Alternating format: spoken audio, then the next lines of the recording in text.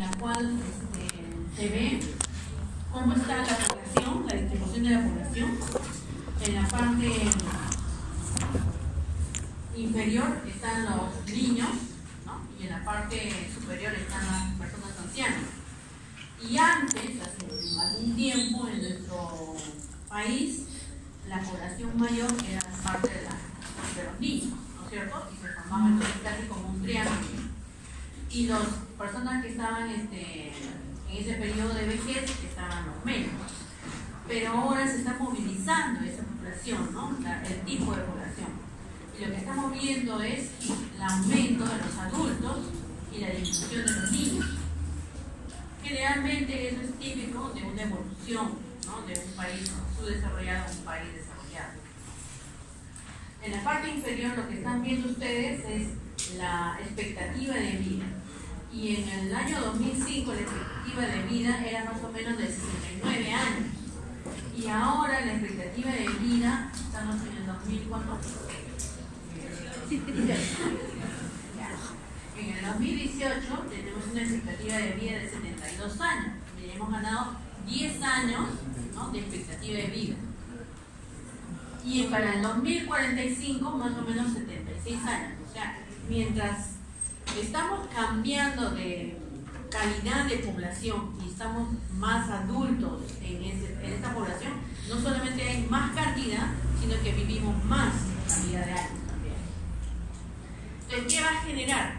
Va a generar también que nuestras políticas de salud van a cambiar, nuestro interés por ciertas enfermedades van a cambiar.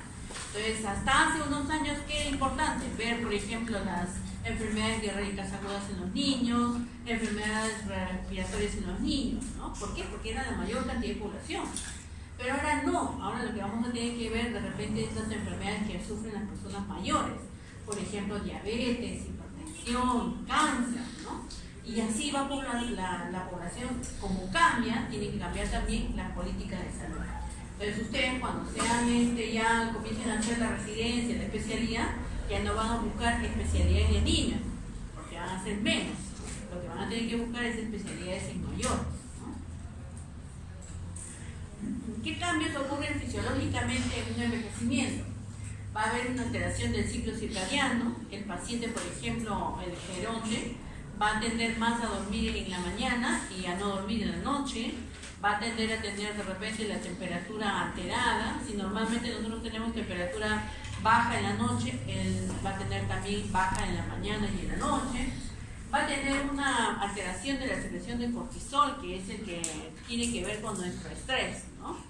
Entonces, si nosotros tenemos una infección o un susto, el cortisol para nosotros va a salir en ese momento y nos va a producir vasoconstricción y va a llenar el flujo sanguíneo hacia el cerebro y no nos vamos a desmayar.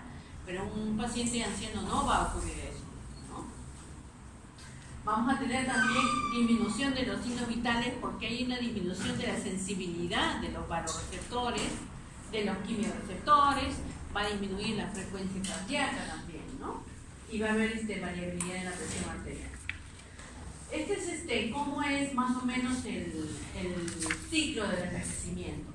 El envejecimiento, la característica es que es universal, a todos nos va a dar, seamos de cualquier nacionalidad, religión, raza, credo, nos va a dar el envejecimiento. Es irreversible porque definitivamente desde que empezamos a nacer, hay algunos libros que dicen de que cuando uno nace ya comienza a envejecer también, ¿no? Es heterogéneo. ¿Por qué? Porque hay formas de envejecer y también hay velocidades para el envejecimiento.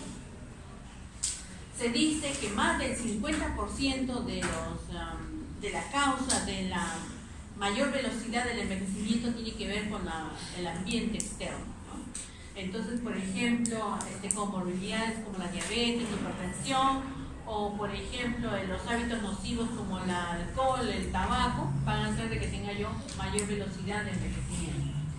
¿Cómo es un envejecimiento exitoso? Como el que ven ustedes acá en la curva azul, ¿no? Cuando hay una dieta adecuada, cuando hay un ejercicio, entonces el paciente pierde sus funciones más lentamente. En cambio, si está así produce una enfermedad, por ejemplo, un infarto, un ACV, o empieza una diabetes, qué sé yo, entonces esta enfermedad va a hacer que la velocidad de la vejez sea mayor. Hay teorías del envejecimiento. Dentro de estas teorías tenemos dos, que son la teoría estocástica, que es aleatoria, ¿no? Que no sabemos cuándo va a ocurrir más o menos el envejecimiento de las células. Y otra teoría que es la teoría determinista, que es la que dice que el envejecimiento sí es algo programado. En la teoría estocástica tenemos unas teorías genéticas. Dentro de estas es la regulación genética, por ejemplo, donde dice que el genoma tiene que ver con el envejecimiento, pero también tiene que ver mucho el ambiente y también tiene que ver los que son responsables del deterioro, ¿no? Por ejemplo, las comorbilidades. Entonces, ¿qué dice en esta teoría de genética, en la teoría de la regulación? Que cuando hay una multiplicación del ADN y eso se va a transcribir en el ARN y finalmente en la formación de proteínas y estas proteínas en la reparación de las células, del ADN, etc., vamos a tener un factor regulador. Y entonces este factor regulador es el que se va a alterar en esta teoría y por lo tanto no se va a reparar la célula a través de la producción de proteínas. Entonces, ¿qué significa la juventud? Significa reparación. Y si yo reparo bien una célula, funciona bien. Eso es la juventud. La vejez, ¿qué va a ocurrir? Se daña la célula, no se repara y se queda dañada. Por lo tanto, disminuye el peso del órgano y disminuye la función del órgano. Entonces hay un desequilibrio entre los factores que han permitido el mantenimiento de la reproducción de las células. La otra teoría genética es la teoría de la diferenciación terminal, en la cual el regulador funciona bien, se produce el ADN, se transcribe en ARN y a la hora de formarse las proteínas hay un stop y por lo tanto no se produce la transcripción normal de una proteína. Entonces hay efectos adversos del metabolismo que van a ocasionar una modificación en la expresión genética. Tenemos también la inestabilidad del genoma, que dice que a nivel del núcleo yo tengo la multiplicación del ADN o tengo el ADN y va a producirse una alteración a nivel del ADN, una modificación. Y por lo tanto el ARN que va a continuar y la proteína que se va a transcribir ya no es el adecuado y por lo tanto no va a funcionar adecuadamente. Entonces las modificaciones del ADN van a modificar la expresión genética y por lo tanto se va a alterar la formación del ARN y de la proteína. Tenemos otra teoría, la teoría de la mutación somática, que dice que puede haber acumulaciones de mutaciones tanto del núcleo o como de la mitocondria, ¿no? Del ADN. Entonces, acá está, por ejemplo, una cadena de ADN normal, pero puede ser que se cambie una base, puede ser que se adicione una base o puede ser que falte una base. Entonces, a la hora de producirse este tipo de mutaciones y el acúmulo de estas mutaciones, tanto del núcleo como de la mitocondria, se va a producir entonces el envejecimiento porque no se va a producir la proteína que yo quiero. Entonces, según Szilard, que es el autor, dice que es el resultado de la acumulación de varias mutaciones del ADN a nivel nuclear en las células somáticas. Y otro autor dice, no, esta mutación donde va a ocurrir generalmente es a nivel de la mitocondria. Tenemos la otra teoría, la teoría de los radicales libres, que dice, acá nosotros vemos en las, en las flechas más oscuras, vemos cómo es la formación normal de los radicales libres a partir del agua con el oxígeno. Pueden ser, por ejemplo, una enzima o pueden ser los rayos ultravioleta, pero que van a generar radical libre. Y finalmente en la producción de mieloperoxidasas que van a alterar la membrana de la célula. Entonces, ¿qué pasa si yo tengo radicales libres especialmente que derivan del oxígeno? Puedo tener aumento de la permeabilidad de la membrana, por lo tanto la membrana se altera, se rompe y no se multiplica. Puedo tener también alteración de los fosfolípidos de la membrana, tampoco se produce la replicación. O puedo tener proteasas que también van a destruir la membrana. Entonces va a generar una destrucción y no una proliferación celular. ¿Dónde puede ocurrir? Puede ocurrir en el sistema nervioso, en el sistema endocrino, pero también en el sistema inmunitario.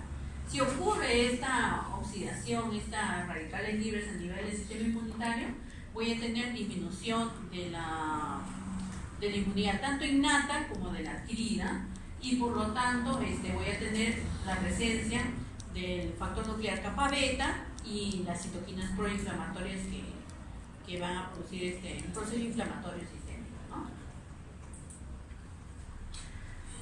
Entonces, ¿qué se pueden oxidar? Se pueden oxidar las proteínas, se pueden oxidar los lípidos, o puede haber un daño del ADN también de tipo oxidativo.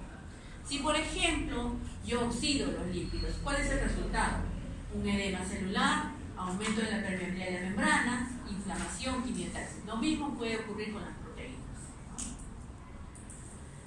Hay otra teoría que está dentro de esta teoría estocástica, que es la teoría del error o de la catástrofe.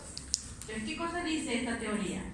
Dice que hay un origen anormal de la proteína, se transcribe anormalmente a partir del ARN y por lo tanto la proteína no va a funcionar adecuadamente. Otra teoría dice la teoría del entrecruzamiento de estructuras celulares. ¿Qué dice? Dice que puedo, por ejemplo, yo tener una molécula por ejemplo, puedo tener carbohidratos, ¿no? Y los carbohidratos se pueden unir a las proteínas. Entonces, ¿cuál es lo importante de acá? Que cuando se separa el carbohidrato de la proteína ya no funciona normalmente. Entonces, lo mismo ocurre, como les estaba diciendo a los compañeros de la anterior clase, lo mismo ocurre con la hemoglobina glicosilada. La hemoglobina es una proteína y los carbohidratos aumentados, como la glucosa, se encuentran en un paciente diabético. Entonces puedo tener hemoglobina glicosilada. Pero cuando se separa esa hemoglobina de la glucosa, ya no sirve esa hemoglobina, ya no puede transportar adecuadamente el oxígeno como lo hacía previamente. Entonces, estos productos de esta combinación de estructuras se llaman así AGEs, que ahorita no me acuerdo cómo se llama. Bueno, no me acuerdo. Puede ser, por ejemplo, que estén presentes en el endotelio. Entonces, cuando están presentes en el endotelio, ¿qué van a favorecer? El espesamiento de la membrana basal, por ejemplo, a nivel del glomérulo, y producir síndrome nefrótico, nefrítico. Puede producir atrapamiento del LDL oxidado, puede producir, por ejemplo, ateromas, ¿no? Puede producir atrapamiento de inmunoglobulina G, complemento, y eso producir inflamación. O puede ser, por ejemplo, que haya activación del óxido nítrico y haya más vasodilatados, ¿no? Entonces, esto solamente en el vaso sanguíneo ya produce toda esta alteración. O puede ser la otra teoría, la teoría de la acumulación de desechos. Es decir, se muere una célula y ¿a dónde se va? ¿Tenemos algún basurero, algún relleno sanitario dentro del cuerpo? No lo tenemos. Entonces, por ejemplo, acá ven ustedes una microscopía electrónica donde hay un desecho de una célula y se mantiene el desecho ahí y va a producir procesos inflamatorios. ¿Por qué? Porque no se puede destruir, no se puede transportar, no puede ser fagocitado, ¿no? Y hay otra teoría que es la teoría inmunitaria. En la teoría inmunitaria, ¿qué dice? Que nosotros vamos a tener linfocitos T, pero que estos son promovidos por la interleuquina 2. Entonces, en esta teoría inmunitaria dice que lo que se produce es una disminución en interleuquina 2 y por lo tanto no se produce linfocitos T. Al no producirse estos linfocitos T, las células natural killer van a destruir la célula a través de las perforinas, ¿se acuerdan que les había mencionado en la clase anterior? Y las gran enzimas B. Y tenemos la otra teoría, la teoría determinista, la teoría en la que dice de que sí, todo está programado. Como les estaba contando a sus compañeros también en la clase anterior, yo creo que algo tiene que ver. Y les estaba diciendo a sus compañeros que cuando cumplí cierta edad, que no les voy a decir qué edad, comencé a sentir dolores, malestares, qué sé yo, ¿no? Lo que antes no sentía. O de repente cuando la mujer deja de menstruar, el mismo día que deja de menstruar, ya comienza a sentir dolores, malestares, dolor de todo el cuerpo, qué sé yo, ¿no? Entonces algo tiene que ver, ¿no? Algo de los programados tiene que ver. En esta teoría de lo programado, por ejemplo, hay una teoría que es la capacidad replicativa finita que tiene el ADN. Hay una enzima que se llama la telomerasa, que va a escindir esta parte del cromosoma, que se llama telómero, y entonces dice que cada división celular va achicando, se va disminuyendo en la longitud del telómero, hasta que llega un momento en que ya no tiene telómero. Y entonces por eso dice que es una replicación finita. Entonces hasta ahí ya no se puede multiplicar y hasta ahí ya se muere, ¿no? Ahí ven ustedes una microfotografía también donde se ve la longitud de algunos telómeros, ¿no? Algunos largos, otros pequeños, ¿no? También se ve que puede haber de repente la programación de la senescencia de la célula. Entonces, la formación del factor nuclear kappa beta va a hacer de que se desarrollen algunas citoquinas como la interleuquina 6, el factor de necrosis tumoral o el factor de crecimiento ligado a la insulina. Estos van a promover que se active un gen que se llama el gen P53. Y este P53 lo que va a hacer es activar el daño de la célula finalmente, ¿no? Y también otra forma también de producirse la muerte programada es la apoptosis, como ustedes ya conocen, con todas sus etapas de apoptosis. Y que hay 3 vías, ¿no?, por las cuales se puede producir la apoptosis. Uno, que se activa a nivel de la mitocondria, que es la vía intrínseca. Otra que es a nivel extrínseco, con el aumento del calcio. Y otro que utiliza un receptor de la membrana que se parece al factor de necrosis tumoral. Y finalmente, cualquiera sea la vía, lo que va a producir es activación de la caspasa, ¿no?, la 9, la 8, la 3 finalmente, y se produce entonces la destrucción celular. Como les dije, más del 50% de la causa por qué uno envejece también tiene que ver con el medio externo, ¿no?, con el estrés, la alimentación, ¿no?, rica en calorías, la luz ultravioleta, la disminución de los ejercicios físicos, la exposición a factores tóxicos y también algunas comorbilidades como la diabetes, la hipertensión y otras enfermedades, ¿no? Entonces, finalmente, todas estas teorías que explican que disminuye la cantidad de células en un órgano y por lo tanto disminuye la función. Entonces, a nivel del sistema general, nosotros vamos a tener que disminuye el tamaño del sujeto, ¿no? Ustedes pueden decir, ya, hoy día estoy midiendo 1,53 m, pero cuando sean ancianos van a disminuir 1 centímetro menos. ¿Por qué? Porque disminuye la cantidad de masa muscular, masa también de grasa, y se va a acumular más la grasa a nivel del abdomen. ¿Y por qué me importa eso? Porque va a aumentar la vida media de las drogas liposolubles y va a disminuir la vida media de las drogas hidrosolubles, ¿no? Entonces yo tengo que tener esto en cuenta para poder medicar a un paciente anciano. También la piel va a disminuir su celularidad, por lo tanto es una piel delgada, una piel translúcida, una piel seca, una piel que va a tender mucho a hacer heridas.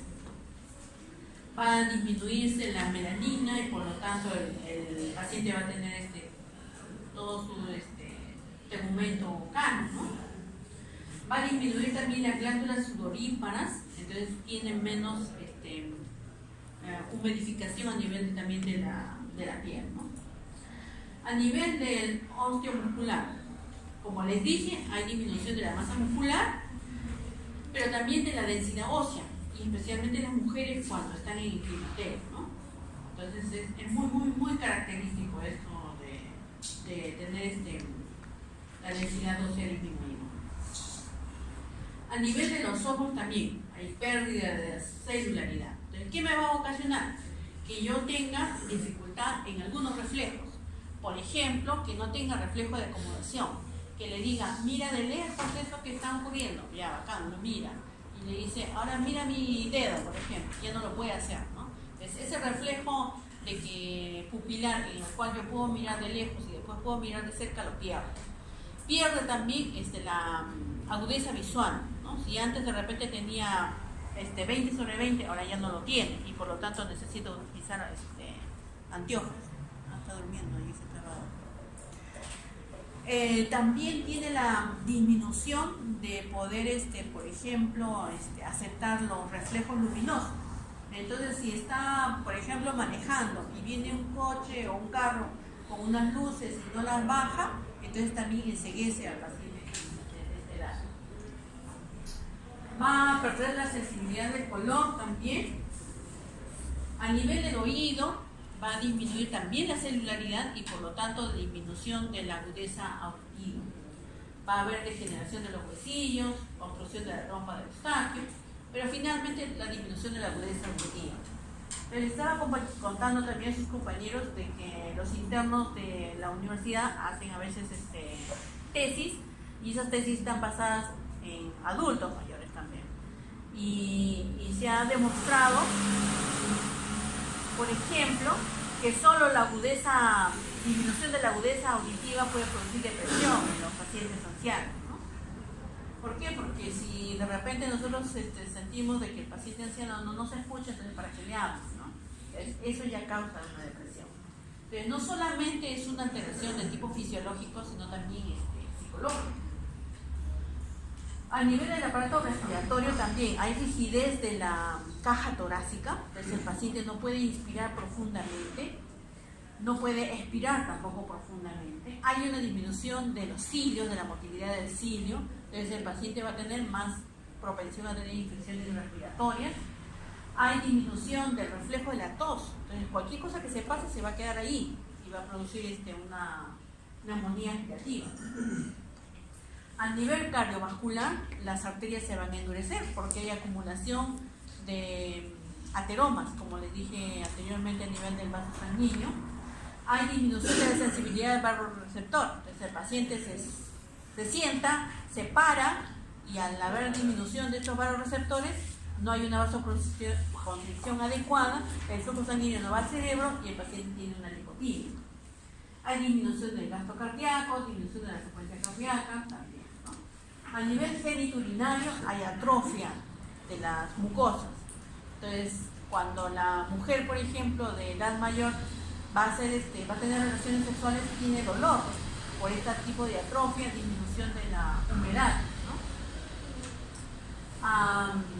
Van a tener también, eso se llama dispareunia, ¿no? Van a tener también aumento del volumen de la orina residual, especialmente en los varones. ¿Por qué? ¿Por qué va a aumentar la cantidad de orina en su vejiga?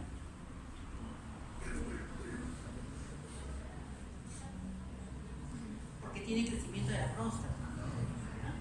Entonces, normalmente ocurre, o sea que te va a pasar. Normalmente, a partir de los 40 años, hay hipertrofia benigna de próstata, normalmente.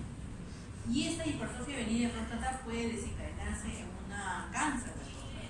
Entonces, a partir de los 40 años, tienen que hacerse examen de sangre, de PSA, para ver si tienen cáncer de próstata. Pero esa hipertrofia benigna de próstata también ocasiona que se obstruya la... ¿Qué es eso? ¿Uretra? ¿No? ¿Uretra? Uretra prostática. Se obstruye la uretra y entonces se queda ahí, por eso con la orina que le estoy diciendo al doctor, y puede generar insuficiencia renal, ¿no?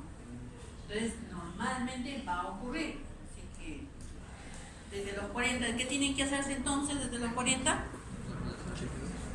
¿Examen de qué? Tacto.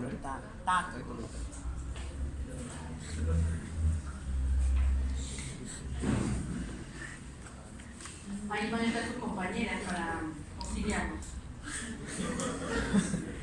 En el aparato gastrointestinal, ¿qué va a pasar? Va a haber disminución de la función de los órganos y por lo tanto la formación de enzimas. Las enzimas que genera, por ejemplo, el páncreas, que genera el hígado.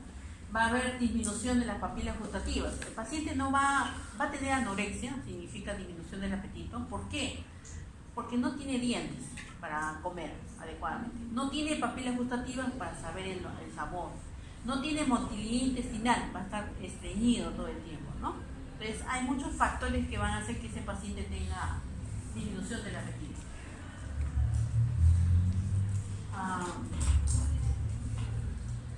Falla hepática, porque disminuye la cantidad, el número de los hepatocitos y por lo tanto también la función. Falla también el riñón.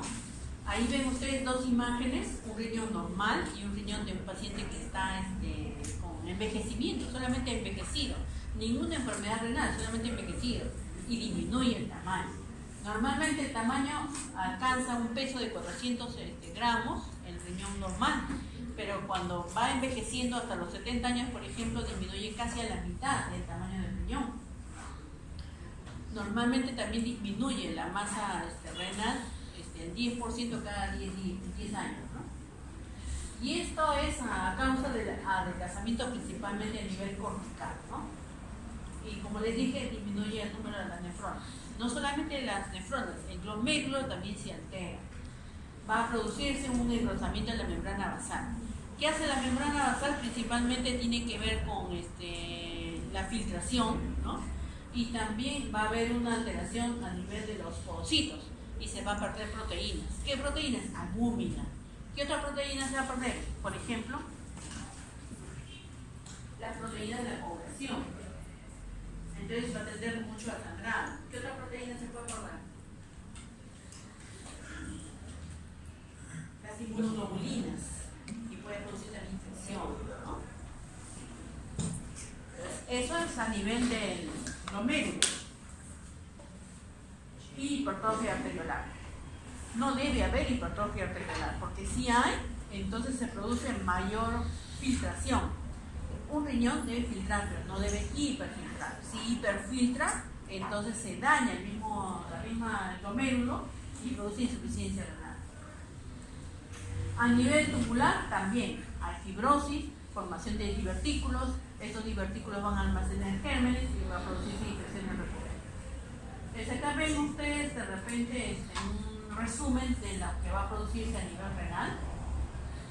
Con la formación, por ejemplo, también de anemia, ¿no? Va a aparecer anemia. ¿Por qué? Porque si yo tengo menos nefronas, tengo menos eritropoyetina y por lo tanto menos formación de glóbulos rojos. También voy a tener fracturas. ¿Por qué? Porque el riñón se encarga también de la vitamina D, ¿no es cierto? Y entonces se va a producir la desmineralización ósea. A nivel endocrino, el paciente geronte tiende a tener hiperglicemia, a disminuir sus hormonas tiroideas, por lo tanto a disminuir su metabolismo, tiende a aumentar también la hormona antidiurética, la insulina y la paratormona, ¿no? A nivel del sistema nervioso disminuye el peso del cerebro, porque disminuye las neuronas, la cantidad de neuronas. Hay disminución de la síntesis de dopamina. ¿La dopamina es un inhibidor o excitador? ¿Es un inhibidor o excitador? Es un inhibidor. Entonces, si yo tengo un inhibidor inhibido, ¿qué voy a tener? Excitación. Entonces, por ejemplo, una excitación es el Parkinson, ¿no? Por ejemplo. Pero también disminuye la serotonina. Y la serotonina tiene que ver con la depresión, ¿no? Entonces, si el paciente no escucha, ¿qué más no escucha? No mira, ¿no? No escucha, no mira. Por eso se deprime. Y además tiene disminución de serotonina, pobrecito, ¿no?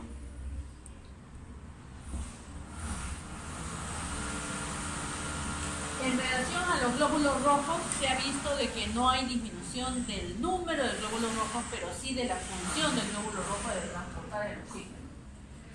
La cantidad de glóbulo blanco también no disminuye, al contrario, puede aumentar y producir, por ejemplo, enfermedades linfoproliferativas, ¿no? Y en el sistema inmune, como les dije, hay disminución del sistema inmune innato, disminución de la fagocitosis, disminución del sistema inmune adaptativo con disminución de la función de las células T, pero hay aumento de los autoanticuerpos, entonces hay enfermedades autoinmunitarias, como por ejemplo el lupus, artritis reumatoidea, etc.,